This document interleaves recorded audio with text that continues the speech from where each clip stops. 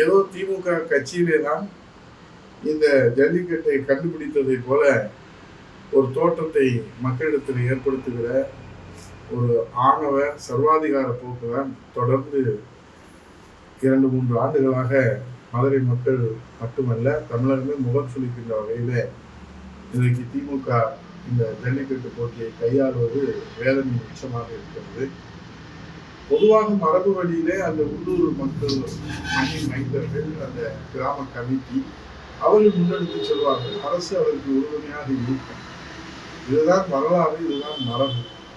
ஆனால் தற்போது உள்ளூர் கமிட்டியை அந்த மண்ணின் மைந்தர்கள் எல்லாம் குப்பையிலே தூக்கி எறிந்துவிட்டு இவர்கள் கோபுரத்தில் உட்கார்ந்திருப்பது போன்ற ஒரு ஜல்லிக்கட்டு போட்டியை நடத்துவது அதிகாரம் கையில் இருப்பதனால நாம் என்ன வேண்டுமானாலும் இந்த மதுரை மண்ணிலே மீனாட்சி சத்தனாக கூடிக்கொண்டிருக்கிற மண்ணிலே செய்யலாம் என்று சொன்னால் அது ஆணவத்தினுடைய உச்சமாக இருக்கிறது. ஆகவே எல்லோரும் பங்கேற்கின்ற வகையில் எல்லோருக்கும் அதில் உரிமை இருக்கிறது. இது தமிழர் பண்பாடு. இது ஏதோ திமுக கட்சியினுடைய பண்பாடு அல்ல. இது தமிழர் பண்பாடு, தமிழ் மண்ணின் பண்பாடு, தமிழ் இனத்தின் பண்பாடு, தமிழ் இனத்தின் சுவாசம் இந்த ஜல்லிக்கட்டு.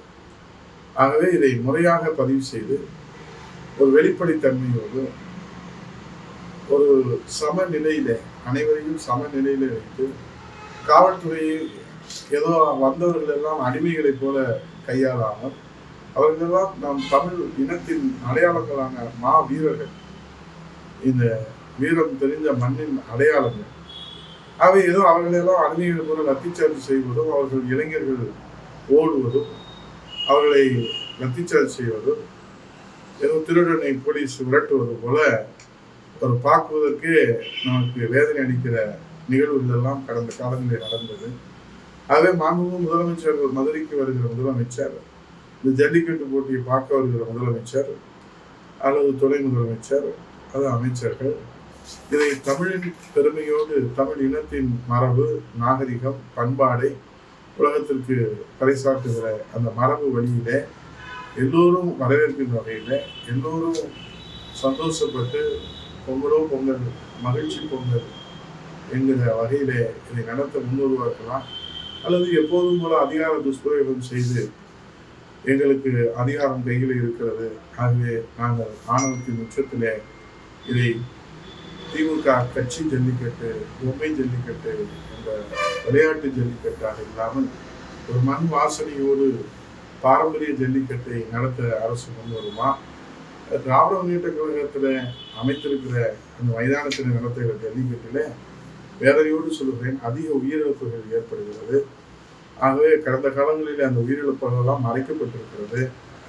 அந்த உயிரிழப்புகள் எல்லாம் தடுக்கின்ற வகையில் உரிய பாதுகாப்பு நடவடிக்கைகளை மேற்கொண்டு அதையும் நாம் பாதுகாப்பான ஜல்லிக்கட்டாக நடத்துவதற்கு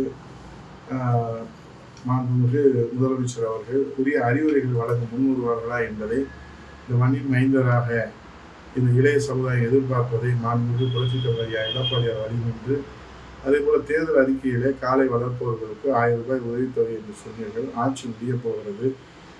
ஜல்லிக்கட்டு காளைகளை வளர்ப்பவர்கள் நீங்கள் அவர்கள் வாக்குகளை பெறுவதற்காகவோ அல்லது எதற்காக அறிவித்தீர்கள் என்று தெரியாது. ஆனால் அப்படி ஒரு அறிவித்தோமா என்பது கூட நீங்கள் ஞாபகத்தில் இருக்கிறதா என்று கேட்டு, இந்த ஜல்லிக்கட்டுக்கு பாதுகாப்பான ஜல்லிக்கட்டாக, பாரம்பரியமிக்க ஜல்லிக்கட்டாக, பண்பாடு மிக்க ஜல்லிக்கட்டாக, நாகரிகமிக்க ஜல்லிக்கட்டாக, மண் வாசனையோடு மண்ணின் மைந்தர்கள், உள்ளூர் கிராம பொதுமக்கள், கமிட்டி, அந்த உள்ளூர் கமிட்டியெல்லாம் மதித்து நடக்கக்கூடிய ஒரு அரசாக இந்த அரசு இல்லை என்று சொன்னால், வருகிற 2017 ஆண்டு நடைபெறுகிற ஜல்லிக்கட்டில் மாண்புமிகு புரட்சித் தலைவர் பச்சை தலைவர் எடப்பாடியார் அவர்கள் வாடிவாசலுடைய பச்சைக்குடி அசைத்து துவக்கி வைக்கிற ஜல்லிக்கட்டு நடைபெறுவதை தமிழக மக்கள் நிச்சயமாக உறுதியாக அதை நடத்தி காட்டுவார்கள் என்று சொல்லி வணங்கி விடைபெறுகிறேன்.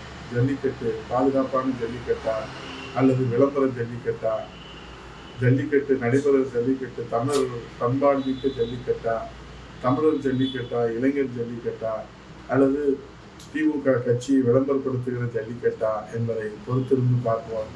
அல்லது மக்கள் தகுந்த பாடம் புகட்டுவார்கள் என்று சொல்லி விடைபெறுகிறேன். செய்திகளை உடனுக்குடன் தெரிந்து கொள்ள கீழ்க்கண்ட கேபிள் மற்றும் டிடிஎச் நெட்வொர்க்குகளில் எம்நாடு செய்தி தொலைக்காட்சியை காணுங்கள். பாதகம் செய்பவரை கண்டால் நாம் பயம் கொள்ளலாகாது பாப்பா. மோதி மிதித்துவிடு பாப்பா, அவர் முகத்தில் உமிழ்ந்துவிடு பாப்பா. அண்மை செய்திகளை உடனுக்குடன் தெரிந்து கொள்ள இணைந்திருங்கள் எம்நாடு தொலைக்காட்சியுடன்.